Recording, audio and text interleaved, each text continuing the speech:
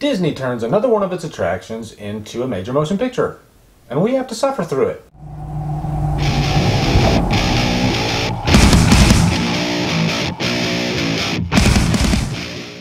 Tomorrowland stars George Clooney, Britt Robertson, Hugh Laurie, and is directed by Brad Bird. So in Tomorrowland, Casey, played by Britt Robertson, she is very tenacious and optimistic, and she comes upon this pin.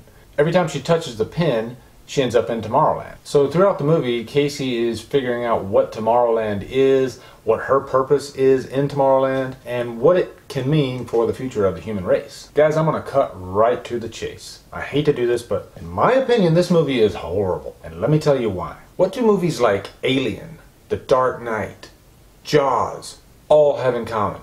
They have great characters, and they have a great story, and they're all directed very well. This movie has neither. It's kind of a domino effect, because if you don't have one, then you don't have the other, then you don't have the other. First of all, none of the characters are interesting in this movie whatsoever. Most of them are robots, or then you got the main character Casey, who is trying to discover what's going on with Tomorrowland, but Tomorrowland itself is uninteresting, and it's almost like a big CGI explosion on your screen, and you can tell what scenes are CGI or green screen and what scenes are real. All of this just completely takes you out of the movie. You don't really get a chance to know the characters.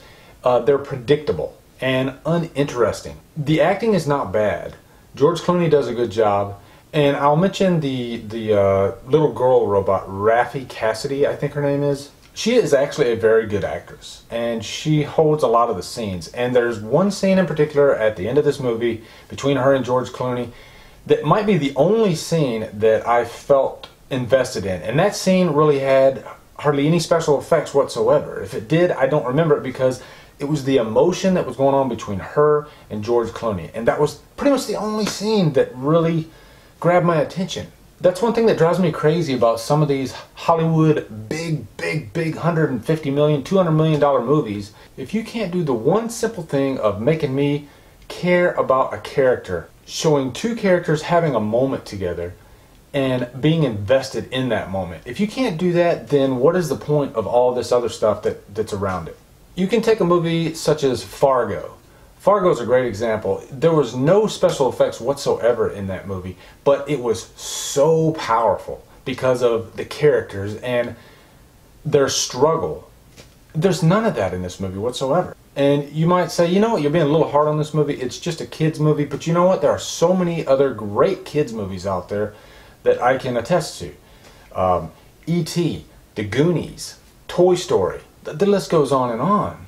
And this movie is also very predictable. There was a scene pretty early on at the beginning of the movie. I'm watching the movie with my wife, and then she makes mention right after this line of dialogue comes out, and she's like, that's going to factor right into the end of the movie, I guarantee you. And sure enough, she was right. I almost laughed out loud. I was like, oh my God, you nailed it.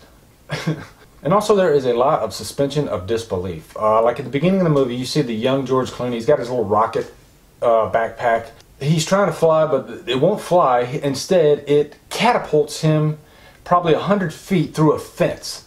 And all he has is like a scratch. Are you kidding me? And that was very early on in the movie, so I wasn't really pissed off yet. And that's another thing.